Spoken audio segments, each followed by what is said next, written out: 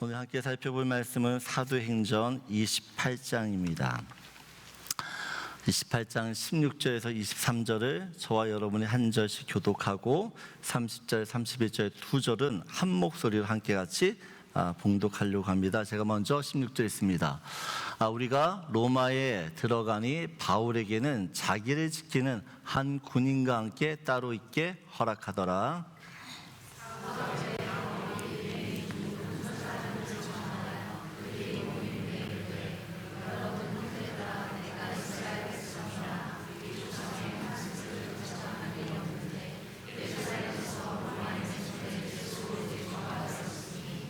로마인은 나를 신문하여 죽일 제목이 없으므로 석방하려 하였으나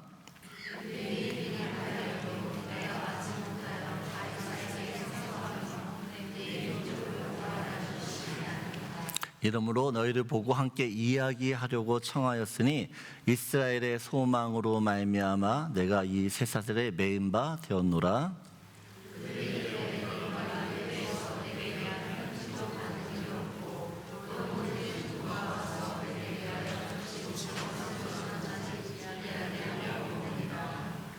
이에 우리가 너의 사상이 어떠한가 묻고자 하니 듣고자 하니 이 파에 대하여는 어디서든지 반대를 받는 줄 알기 때문이라 하더라.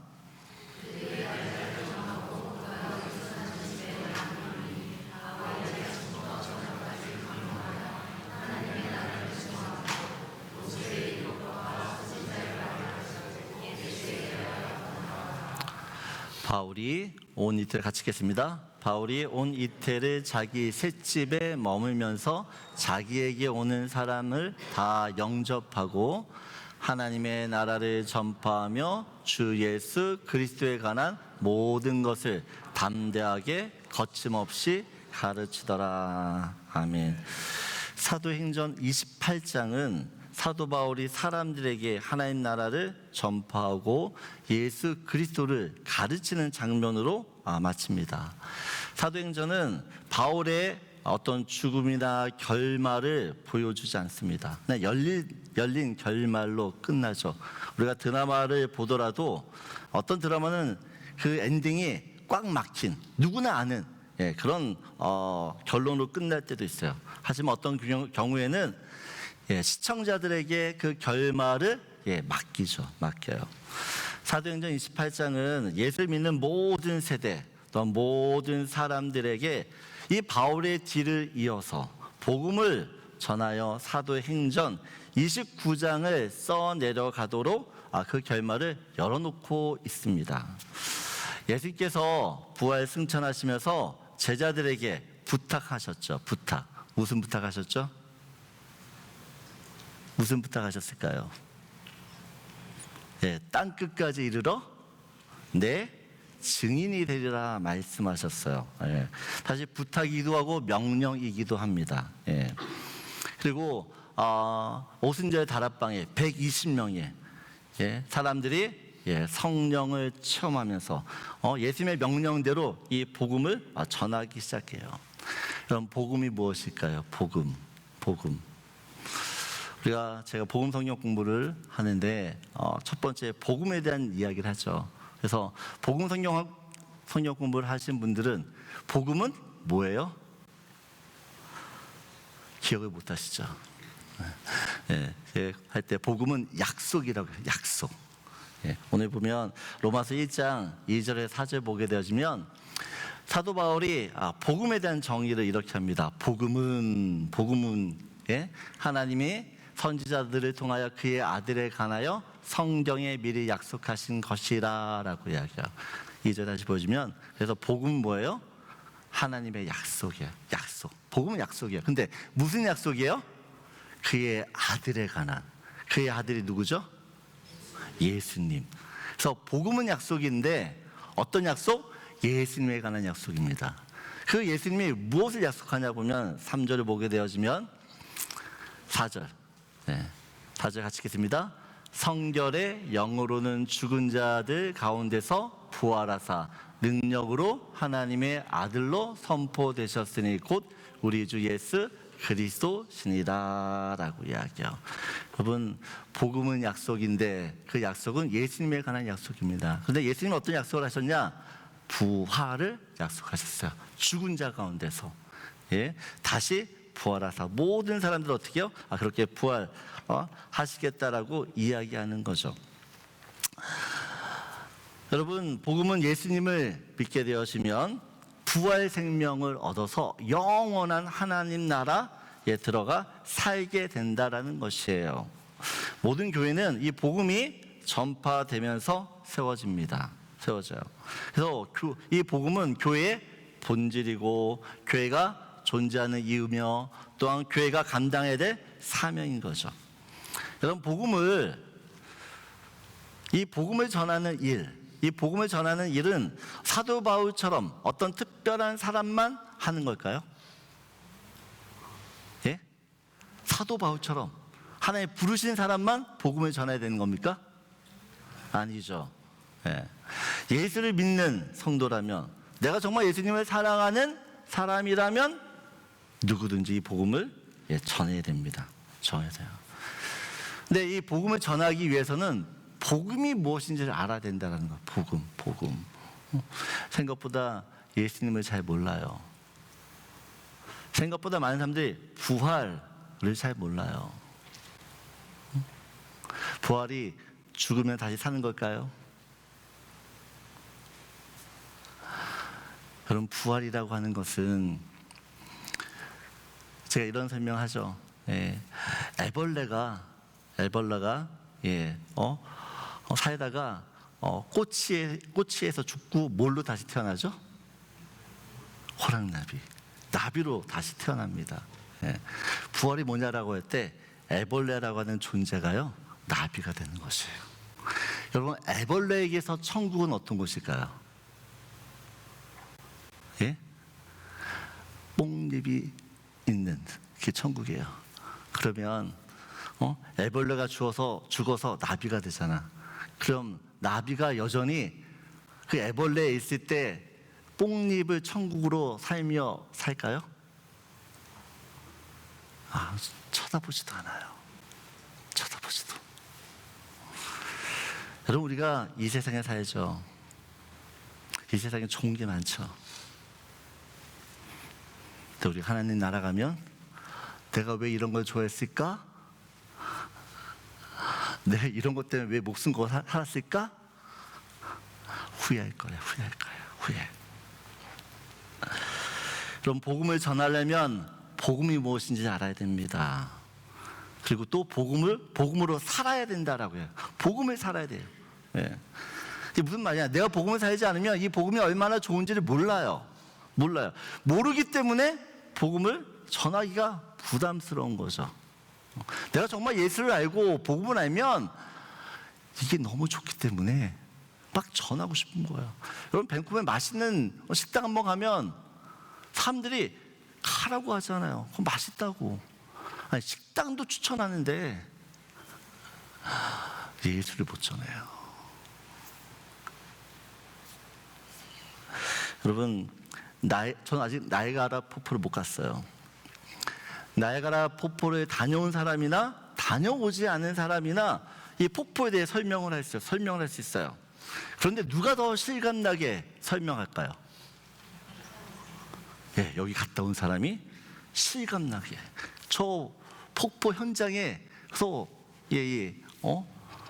폭포를 맞은 사람이 그렇겠죠.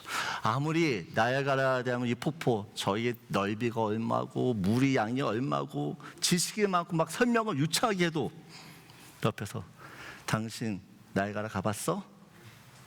한마디 해봐 어땠는 거야? 가만히 있어야 돼. 깨갱하고 가만히 있어야 되는 거야. 할 말 없는 거지. 할 말 없는 거예요. 복음도 마찬가지예요. 내가 정말 예수를 만나면 그 예수를 반드시 전하게 되어 있어요. 반드시. 2026년 우리 교회 신앙 주제가 성교입니다. 성교. 다른 사역도 많이 하지만 올해는 성교에 좀 더 집중을 하려고 해요. 올해 우리 성교의 신앙 주제 무엇이죠? 담대하게 거침없이. 이 단어만 보면 굉장히 과격해 보입니다. 담대하게 거침없이. 그런데 오늘 이 말씀의 배경을 보게 되어지면 담대하게 거침없이, 이 단어가 얼마나 아름다운지, 얼마나 아름답고 얼마나 은혜로운 말씀인지를 좀 깨닫게 되어져요. 앞으로 4주 동안 선교에 대한 말씀을 좀 나누려고 합니다. 오늘은 그 첫 번째 시간으로 담대하게 거침없이 복음을 전했던 사도 바울이 주신 그 은혜를 좀 나누려고 합니다. 오늘 16절을 보게 되어지면 사도 바울이 죄인의 신분으로 예루살렘에서 로마로 호송됩니다. 그래서 이 로마에서 가택연금이 되어 갇히게 되어집니다. 오늘 20절을 보게 되어지면 그냥 가택연금, 집에 있기 때문에 자유로운 것처럼 보이지만 20절 보게 되어지면 어떻게 맨 마지막에 내가 이 쇠사슬에 매연 바 되었다라고 이야기했습니다. 사도 바울은 가택연금, 집이지만 그 집에서 어떻게 지금 있어요? 쇠사슬에 매여 있다라고 이야기를 합니다. 그럼 보통 이런 상황, 지금 감옥에 들어갔어요. 쇠사슬에 매여 있어요. 이런 상황이라면 보통 사람들은 절망하고 낙심해서 진짜 아무것도 하고 싶다, 아무것도 하고 싶지 않다라고 그냥 다 내려놓을 것 같아요. 그런데 사도 바울은 이 가택연금에 갇히자마자 하는 일이 있습니다. 17절을 보게 되어지면 17절에 이렇게 이야기를 합니다. 사흘 후에 바울이 유대인 중 높은 사람들을 청하여라고 이야기해요. 여러분, 바울이 가택연금에 지금 갇혀 있는데 뭘 해요? 사람들을 청했다라고 해요. 근데 어떤 사람을 청하죠? 유대인 중 높은 사람. 여러분, 사도 바울이 유대인 중 높은 사람, 쉽게 얘기하면 돈 있고 실력 있고 지위 있는 사람들이겠죠. 왜 이 사람들을 요청할까요? 나 좀 잘 봐달라고, 풀어달라고 요청할까요? 오늘 23절을 보게 되어지면 그들이 날짜를 정하고 그가 유숙하는 집에 많이 오니 바울이 아침부터 저녁까지 강론하여 하나님 나라를 증언하고 모세의 율법과 선지자의 말을 가지고 예수에 대하여 권하더라라고 이야기합니다.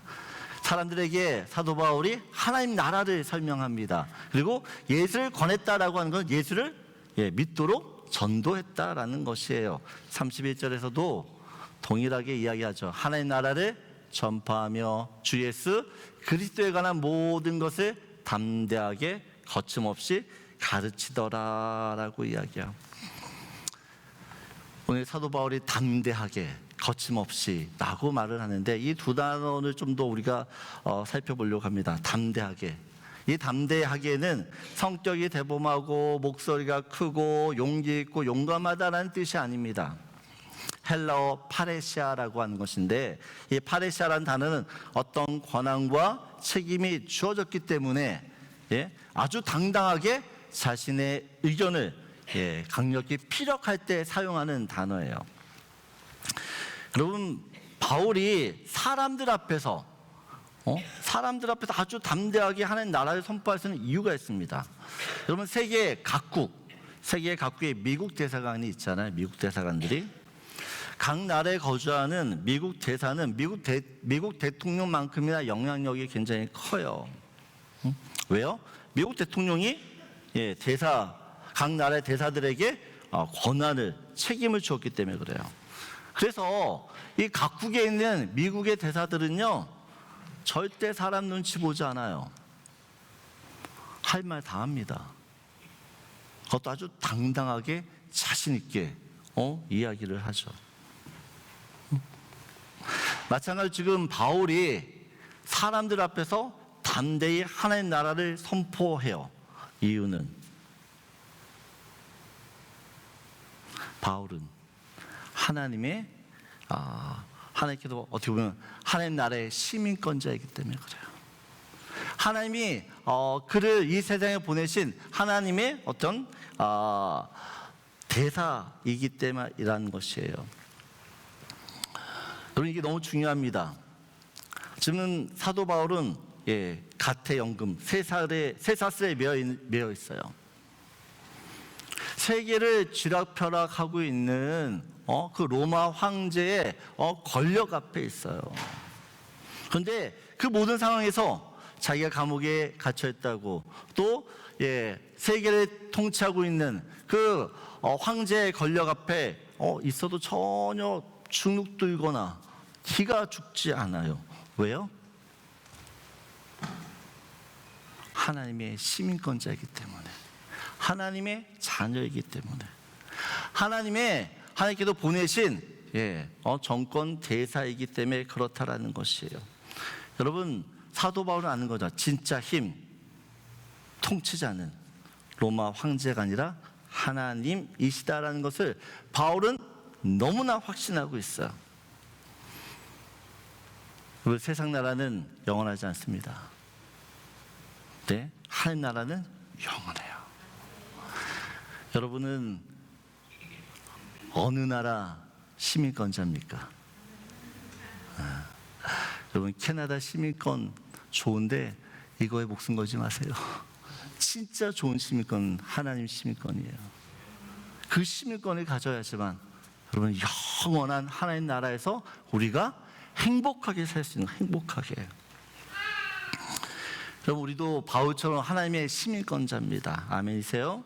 더 나아가 하나님께서 우리에게 이 세상에 복음을 전하라고 우리를 이 나라의 대사로 보내셨어요. 아멘이십니까? 여러분, 그리스도인들이 이 세상에서 담대할 수 있는 이유는 단 한 가지입니다. 하나님 때문이에요. 하나님. 여러분, 세상에 대통령 아들, 대통령의 자녀들이면 사람들이 건드려요, 못 건드려요? 예? 아니, 세상 나라에 대통령의 아들, 자녀, 딸이라면 사람들이 건드려요, 못 건드려요? 여러분들은 하나님의 자녀라면서요. 하나님의 자녀라는 이것이 잘 실감이 안 나시죠? 여러분, 이 자녀라는 신분을 여러분들이 어떻게 느끼냐에 따라서 내가 이 세상에서 삶의 모습이 달라져요. 정말 여러분이 하나님의 자녀라고 믿는다 그러면 여러분 어떤 상황에서도 기죽지 않아요. 내 아버지가 하나님인데. 여러분, 우리가 이 세상에서 기죽지 않고 살 수 있는 이유, 여러분, 감옥에 갇혀 있는 그 사도 바울을 보면서 사람들이 뭐라고 이야기할 거예요? 너 죄수잖아. 야, 너 실패한 인생 아니야? 야, 너 돈도 없고 백도 없어서 계속 이러고 살잖아. 이야기해요. 그런데 사도 바울이 그런 말들에 아무런 바더링이 되지 않아요. 오히려 어떻게요? 더 자신만만하게, 난 하나님의 자녀야, 이 만왕의 왕 대신 하나님의 자녀고 그 하나님 나를 이곳에 보냈다라고 하는 이 정체성이 어떻게요? 그를 담대하게 하는 것이에요. 여러분, 담대하다라는 성격이 아닙니다. 내 안에 계신 예수 그리스도가 살아있으면 담대하게 될 줄 믿습니다. 내가 누군지를 알면 그럼 바울처럼 아주 담대하게 하나님 나라에 전할 수 있는 것이에요. 저는 여기 계신 모든 분들이 하나님의 자녀로서 기죽지 않고 이 세상을 살기를 주님의 이름으로 축복합니다. 두 번째 살펴보고 31절 보게 되어지면 사도 바울이 하나님의 나라를 전할 때는 담대하게 전해요. 근데 또 예수 그리스도를 가르칠 때는 어떻게 해요? 거침없이 예수 그리스도를 가르친다라고 이야기를 합니다. 그래서 거침없이라고 하는 헬라어, 아콜리토스, 뭐 중요한 건 이 거침없이라고 하는 이 헬라어 단어가 법률 용어인데 방해받지 않고 금지당하지 않는다라는 뜻이에요. 그럼 법원에서 영장이 발부가 되어지면 어느 누구도 막을 수가 없습니다. 영장이 있으면 어떤 방해도 받지 않고 모든 물건을 가져갈 수가 있어요. 모든 수사를 그냥 할 수 있어요. 또한 사람도 그냥 이유 불문하고 잡아갑니다. 예, 막을 수가 없는 거죠. 막을 수가. 마찬가지로 거침없이 예수를 전했다라고 하는 것은 사도 바울이 이 예수를 전할 때 이 예수가 여러분 어떻게 보면 매이지 않는다라는 것이요. 매이지 않는다. 그래서 모든 우리가 알고 있는 이 복음은요, 모든 환경과 상황을 뚫고 나갈 수 있는 능력이 되는 줄 믿습니다. 여러분, 사람들은 이야기요, 내가 처한 어떤 환경 때문에 복음 전하기가 어렵다라고 이야기를 합니다. 내가 지금 아파요. 내가 지금 해야 하는 일이 많아요. 우리 가정에 문제가 있어요. 그래서 내가 예수를 전하기가 어려워요. 만일 사도 바울이 자기가 처한 어떤 상황들 때문에 또 이런 이유 때문에 우리에게 복음을 전하지 않았다면 여러분, 오늘날 교회는 없습니다.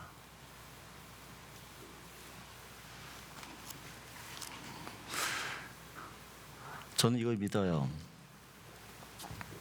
내가 아파도, 내가 해야 되는 일이 정말 많아도, 우리 안에 문제가 있어도 이것들 때문에 복음은 매이는 것이 아니라 더 확장될 줄 믿습니다. 쇠사슬이 바울을 묶는 것 같았지만 여러분, 그 쇠사슬을 타고 이 복음이요, 로마 황제까지 들어가요. 그리고 이 로마란 나라를 뒤집어요. 예수 믿는 사람은 생각과 관점을 다르게 가져야 됩니다. 바울은 감옥이기 때문에 복음을 전할 수 없어 라고 생각하지 않아요. 내가 가서 전할 수 없으면 포기하면 되지. 감옥을 오히려 선교 센터처럼 사용을 해요. 여러분, 부정적인 사람은 어떻게 해서든지 안 되는 이유를 찾습니다. 이래서 안 돼, 저래서 안 돼. 또 자기가 원하는 방식대로 어떤 일이 풀어지지 않으면 짜증내고 화내요. 원망해요. 그런데 정말 믿음의 사람들은 불가능한 속에서 하나님께서 하실 일들을 기대하면서 방법을 찾아요. 지금 내게 주어진 그 환경 속에서 내가 할 수 있는 최선이 무엇인지를 기도하면서 지혜를 구합니다. 여러분, 지금까지 그 복음은 절대 안 돼, 불가능해 라고 하는 그 상황 속에서도 여러분 뚫고 거침없이 전해졌어요. 도미티안 박해 당시, 우리가 요한계시록 살펴봤잖아요. 도미티안 박해 당시 얼마나 박해가 심했으면 모든 사람들, 야, 이제 크리스찬은, 기독교는 끝났다, 교회는 더 이상 존재하지 못한다라고 했어요. 그만큼 심해서. 그런데 그런 박해 속에서도 예수 그리스도의 복음은 거침없이 전해져요. 거침없이. 모태똥이 1960년도에 문화혁명을 일으키죠. 문화혁명을 일으켜요. 중국에 있던 모든 선교가 다 쫓겨납니다. 모든 교회가 문을 닫았어요. 그때 중국에서 선교하던 선교사가 중국을 떠나면서 이런 말을 했어요. 이제 중국 교회는 끝났다. 1980년 중국이 문호 개방하면서 모든 사람이 놀랐어요. 1960년대 한 100만 정도밖에 안 된 크리스찬이었는데 20년 만에 1000만이 됩니다. 1000만 명의 예수 믿는 사람이 있어요. 우리나라도 마찬가지예요. 일제시대 때 얼마나 많은 탄압을 받았는지 몰라요. 그런데 그런 박해 속에서 교회가 줄어들었냐, 영향이 없어졌냐? 아니요, 더 커졌어요. 교회가 핍박을 받고 또한 어려울수록 거침없이 예수를 전할 수 있는 이유가 있습니다. 이유 뭐냐면, 사도 바울이 1차, 2차, 3차 선교 여행을 10년 넘게 합니다.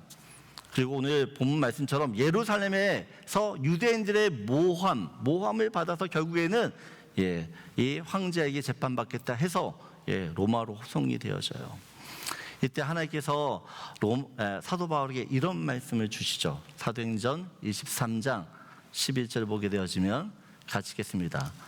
그날 밤에 주께서 바울 곁에 서서 이르시되 담대하라, 네가 예루살렘에서 나의 일을 증언한 것 같이 로마에서도 증언하여야 하리라 하시니라 라고 이야기합니다. 여러분, 오늘 이 말씀에 이 단어를 줘요. 주께서 바울 곁에 서서, 그 말씀을 주목하시고 계세요. 근데 바울이 정말 하나님의 말씀에 따라서 로마로 가게 되어집니다. 근데 로마로 가는 길이 쉽지가 않았어요. 가는 길이 정말 목숨을 거는, 목숨이 정말 위태한 그런 순간순간들이 너무 많았다는 것이죠. 한 번은 배를 타고 가는데 유라굴라라는 광풍을 만납니다. 배가 완전히 파손이 되어져요. 27장 20절 보게 되어지면 여러 날 동안 해도 별도 보이지 아니하고 큰 풍랑이 그대로 있음에 구원의 여망마저 없어졌더라라고 이야기해요.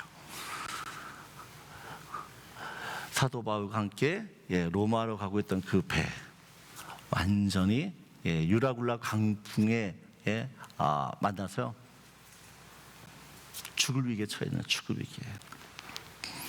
저는 이 말씀을 보면서 이런 생각, 아니 하나님, 아니 바울 로마 황제 앞에서 예수님이 전해야 된다면서요. 그럼 좀 쉽게 좀 보내주시지. 왜 이렇게 힘들게 고생하면서 죽냐 사냐 이런 기로를 겪으면서 가게 하는 것이에요. 10년 동안 예수 전하면서 그렇게 고생했는데 또 뭐 이렇게 고생시키나 이런 생각 듭니다. 근데 놀라운 사실은요, 바울이 이런 죽을 고비를 만날 때마다 하나님께서 바울이 기적처럼 살리신다는 것이에요. 바울만 살리는 게 아니죠. 바울과 함께했던 모든 사람을 살려요. 로마 군인, 또한 죄수들, 섬 사람들. 죽었다가 생각했는데 기적이 일어나 살아나요. 그때마다 바울이 뭐랍니까? 하나님을 증거합니다. 바울과 함께했던 모든 사람들은 우상신, 이방신을 믿는 이교들이에요. 예수를 모르는 이교들이에요. 그런데 바울 때문에 하나님을 경험해요. 하나님을. 여러분, 인생의 풍랑, 고난은 우리가 예측하지 못할 때 찾아와요. 그래서 많은 사람들이 힘든 거죠. 힘든 거예요. 예측해도 힘든데 예측하지 못하니까 더 힘들어요. 하지만 유라굴라 광풍이 몰아쳐야지만, 그 광풍을 만나야지만 진짜 구원자가 하나님밖에 없다는 사실을 깨닫게 된 줄 믿습니다. 그 유라굴라 앞에서 하나님이 얼마나 크신 분인지를 몸소 체험하게 되어져요. 근데 이것을 나만 체험하는 게 아니죠. 나와 함께 했던 모든 사람들이 체험하게 되는 것이요. 저는 이게 은혜라 믿습니다. 여러분, 우리 2020년 우리가 살면 고난이 올까요, 안 올까요? 고난 와요. 고난 반드시 옵니다. 내 삶의 그 고난 가운데 고난 때문에 괴로워하지만 우리는 그 고난을 이기신 하나님, 그 하나님 믿기 때문에 그 고난 속에서도 소망을 품게 될 줄 믿습니다. 오히려 우리 인생에 불어닥치는 이 고난은요 하나님을 전할 수 있는 너무 좋은 기회고 찬스라는 것이에요. 유라굴라 광풍이 불면 모든 사람 벌벌벌 떨어요. 이제 죽었구나. 모든 사람 벌벌 떴는데 예수 믿는 사람은요 불안해하지 않아요. 두려워하지 않아요. 평안해요. 이유가 있어요. 이유가. 사도행전 27장 22절 우리 한번 같이 읽을까요? 내가 너희를 권하노니 이제는 안심하라. 너희 중 아무도 생명에는 아무런 선상이 없겠고 오직 배뿐이리라. 23절 내가 속한 바 곧 내가 섬기는 하나님의 사자가 어젯밤에 내 곁에 서서 말하되 바울아 두려워하지 말라. 네가 가이사 앞에 서야 하겠고 또 하나님께서 너와 함께 항의하는 자를 다 내게 주셨다 하였으니 그러므로 여러분이여 안심하라. 나는 내게 말씀하신 그대로 되리라고 하나님을 믿노라. 오늘 23절을 보게 되어지면 지금 하나님의 사자가 어디 있어요? 어디 있습니까? 바울 곁에 있어요. 아까 23장 11절에도 주님께서 어디에 있다고 그러겠어요? 바울 곁에 계세요. 여러분, 하나님의 이 사자, 이 하나님의 사자가 풍랑이 다 지나간 뒤에, 풍랑이 아주 잔잔해질 때 바울 옆에 있나요? 네? 풍랑이 다 해결된 그 상태에도 지금 바울 옆에 있는 거예요?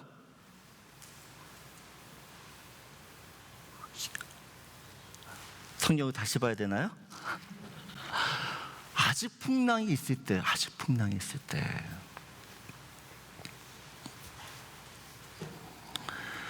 여러분, 하나님께서는 유라굴라 풍랑 가운데 바울 곁에 있었어요.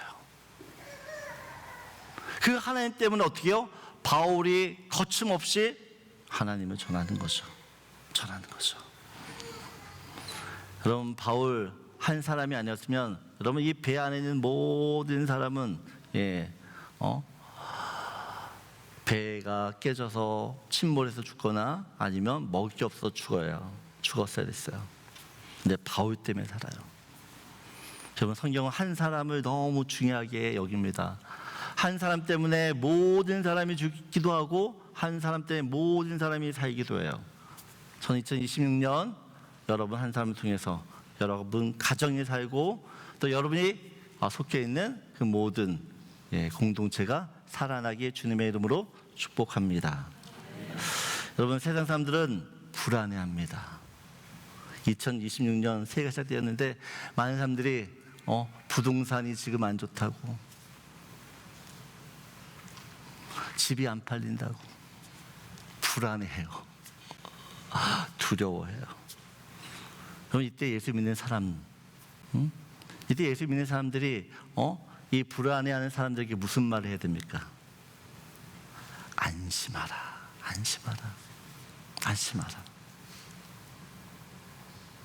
왜요? 하나님이 우리 곁에 계시기 때문에.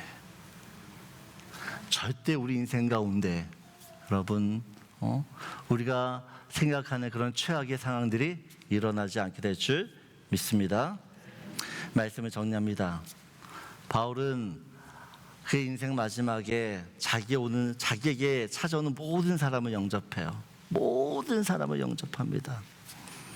갇혀 있다고 해서 자신의 신세를 한탄하지 않아요. 내가 10년 동안 복음 전했는데 내 꼴이 이게 뭐야 라고 절망하지 않아요. 하나님께 지금 상황 때문에 원망하면서 짜증내면서 신경질 내지 않아요. 오히려 자기가 처한 그 상황 속에서 가장 가까운 사람 로마 군인부터 복음을 전해요. 여러분, 내가 믿는 복음은 절대 모여있지 않습니다. 고인물처럼 갇혀있지 않아요. 복음은 장벽을 만나면 그 장벽을 타고 넘든지 그 장벽을 뚫고 가든지 그런 능력인 줄 믿습니다. 2026년 여러분의 환경 탓하지 마세요. 이 환경 때문에 좌절하지 마세요. 왜요? 하나님은 닫힌 문도 열으시는, 또 이 닫힌 문을 하나님의 복음의 전광판으로 쓸 수 있는 그런 놀라우신 하나님이신 줄 믿습니다.